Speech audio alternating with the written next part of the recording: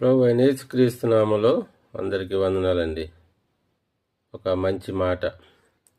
క్రీస్తు కూడా మీ కొరకు బాధపడి మీరు తన అడుగుజాడల యందు నడుచుకున్నట్లు మీకు మాదిరించిపోయాను.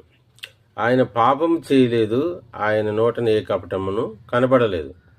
ఆయన దూషింపబడి బదులు దూషింపలేదు, ఆయన శ్రమ పెట్టబడి బెదిరింపక న్యాయముగా తీర్పు తీర్చి దేవునికి తన్ను తాను అప్పగించుకొనెను. అందును బట్టి యెషయా గ్రంథం 53వ అధ్యాయంలో ఇలాగ రాయబడింది: అతిక్రమము చేయువారిలో ఎంచబడిన వాడాయను, అనేకులు పాపములను భరించును. మన అతిక్రమము క్రియలను బట్టి అతడు గాయపరచబడెను, మన దోషములను బట్టి నలగొట్టబడెను. మన కొరకు ఈ శ్రమను సిలువలో అనుభవించిన క్రీస్తుని ఒకసారి కళ్ళు తెరిచి చూస్తే ఆయన పడిన శ్రమ నీకు నాకు అర్థమవుతుంది. అందుకనే భక్తుడు ఇలా పాడాడు: కళ్ళు తెరచి చూడు, కల్వరిగిరి చూడు, సిలువలో వ్రేలాడే యేసు ప్రభుని చూడు, ఆ యేసు ప్రభుని చూడు. కళ్ళు తెరచి చూడు, కల్వరిగిరి చూడు.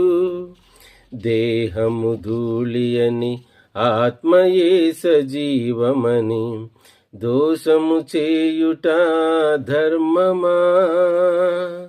సృష్టికి మూలము సృష్టికర్తయేనని,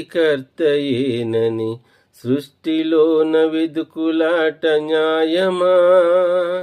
దుష్టిని సారించి సృష్టికర్తనే చూడు, దుష్టుని సారించి సృష్టికర్తనే చూడు.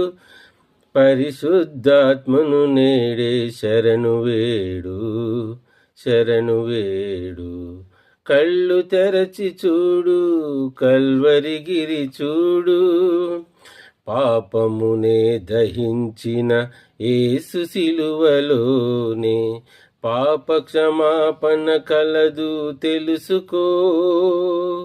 మరణమునే జయించిన కలువరిలోనే శాప విమోచన కలదు తెలుసుకో. మారు మనసుతో పశ్చాత్తాపముతో, మారు మనసుతో పశ్చాత్తాపముతో కరుణామయుని నేడే శరణు కోరుకో, రక్షణ వేడుకో.